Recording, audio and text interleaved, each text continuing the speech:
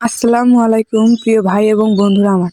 আমরা ৫ ওয়াক্ত নামাজ পড়লাম কিন্তু সুদ খাইলাম, ঘুষ খাইলাম, অসৎ পথে চললাম, মিথ্যা কথা বললাম এবং অন্যায় কাজ করলাম, তখন আমরা কখনোই কিন্তু জান্নাতবাসী হতে পারবো না।